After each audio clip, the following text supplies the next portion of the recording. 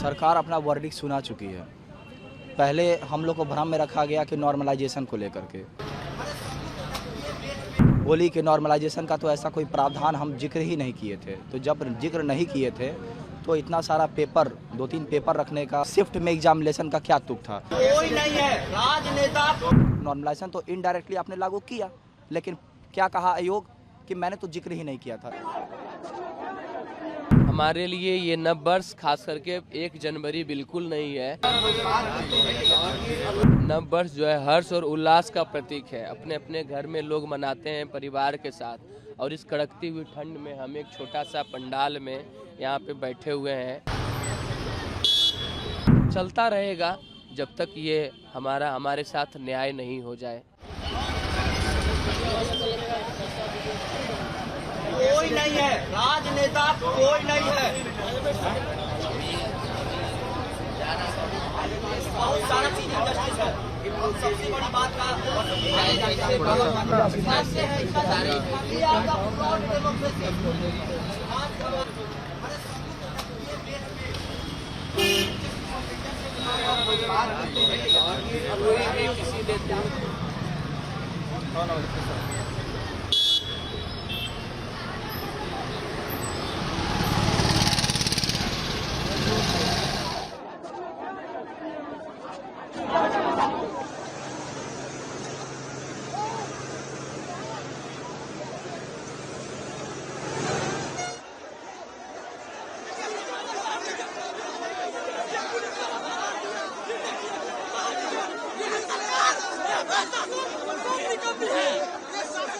अब क्या बोले हम, 4 तारीख आने वाला है। हमारे लिए ये नव वर्ष खास करके 1 जनवरी बिल्कुल नहीं है।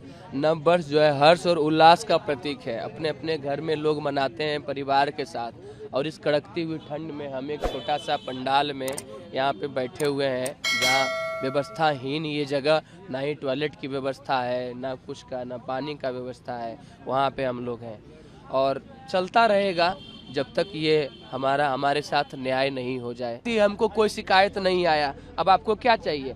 बच्चे ने अलग अलग 28 सेंटर का बोला है। कहीं ग्रुप में एग्जाम हो रहा है। क्या ग्रुप में एग्जाम हो रहा है कहीं पे आप रद्द नहीं करोगे? है कहीं पे गैलरी में बैठा के, ऑफिस में बैठा के, कहीं पे ठीक से चेकिंग नहीं हुआ है। सारा लिस्ट कल प्रेस कॉन्फ्रेंस में भी हम लोग बोले थे, तो बार बार दोहराने का ऊर्जा नहीं है। सॉफ्ट कॉपी में मीडिया वालों को दे दिया गया है, जो एक ग्रुप हम लोग बनाए हैं। तो वही है री एग्जाम कराइए। क्या अब आशा तो है तभी है, निराशा होते तो उठ के चले गए होते। और बच्चे इतना डिटरमिन्ड है और उपद्रवी नहीं है। आज 15वां दिन है। उस दिन उतना बच्चे थे, किसी गाड़ी का शीशा तक नहीं कोई तोड़ा। अब शांतिपूर्वक और सहज व्यक्ति किसको बोलेंगे? तो उपद्रवी बोल करके। लेकिन हाँ, बच्चों का हाथ और पैर जरूर टूटा। इतना शांति से होने के बाद वाटर कैनन और हाथ पैर तोड़े हैं इन भाई। इस बहन का आप दिखाते हैं, इस बहन का इंटरनल ब्लीडिंग हो रहा है, और ये जीवन भर वो झेलेगी। ये सर को टेररिस्ट के तरह जो है अरेस्ट किया गया था। ये रमांशु सर है, और एक बहन है, उनका दिखाना बहुत जरूरी है। वो जीवन भर बहन हमारी जो है वो झेलेगी। अब कैसे बताया जाए? ये बहन हमारी है, इसको पुरुष कांस्टेबल मारा है पेट में। आप पीटते समय भी ध्यान नहीं देते हैं कि किसको कहाँ पे आप पीट रहे हैं। अब ये इंटरनल ब्लीडिंग का शिकार है ये लड़की। सरकार अपना वर्डिक्ट सुना चुकी है। पहले हम लोग को भ्रम में रखा गया कि नॉर्मलाइजेशन को लेकर के बोली कि नॉर्मलाइजेशन का तो ऐसा कोई प्रावधान हम जिक्र ही नहीं किए थे। तो जब जिक्र नहीं किए थे तो इतना सारा पेपर, 2-3 पेपर रखने का, और प्लस आपको 2 दिन एक दिन में 2 शिफ्ट में एग्जामिनेशन का क्या तुक था? अब आप खुद सोचिए, एक दिन में 2 शिफ्ट ले रहे हैं तो 2 शिफ्ट में 2 पेपर दीजिएगा ना। ऐसा नहीं ना कि पहला शिफ्ट दे करके दूसरा शिफ्ट में वही क्वेश्चन दे दीजिएगा। That's final. नॉर्मलाइजेशन तो इनडायरेक्टली आपने लागू किया, लेकिन क्या कहा आयोग कि मैंने तो जिक्र ही नहीं किया था। सच बात है, आपने जिक्र नहीं किया था। दोबारा रिपीट कर, आपने जिक्र नहीं किया था, लेकिन इनडायरेक्टली क्या था, आपने जिक्र तो कर दिया। एक दिन में 2 पेपर नॉर्मलाइजेशन नहीं कीजिएगा तो क्या कीजिएगा? अभी देखिए अचानक क्या ये लोग पलटी मारा है। ठीक है, कल जो हम लोग चीफ सेक्रेटरी के पास सारा का सारा सबूत लेकर के गए हम लोग, उसके बाद ये लोग क्या स्ट्रैटेजी अपनाया है, हम लोग नॉर्मलाइजेशन नहीं करेंगे, क्या करेंगे भाई, हम लोग स्केलिंग कर देंगे। अब स्केलिंग समझा रहे हैं। अब ये होता है खासकर जो बड़े बड़े इंस्टीट्यूशनल जैसे कि यूपीएससी हो गया, मतलब इस यूपीएससी क्या करती है कि हर एक जो मेंस में जो सब्जेक्ट लिया जाता है ना, जैसे ज्योग्राफी हो गया, हिंदी साहित्य हो गया, इंग्लिश हो गया, मतलब जितना भी आपको जो सब्जेक्ट वगैरह है, हर सब्जेक्ट में एक एवरेज मार्किंग किया जाता है, मतलब स्केलिंग मतलब खींच करके एक एवरेज कर दिया जाता है, ठीक है, कि ताकि सबका एक पायदान हो, रैंकिंग देने में सुविधा होती है, ठीक है ना। तो इसीलिए उसमें स्केलिंग किया जाता है, ठीक है।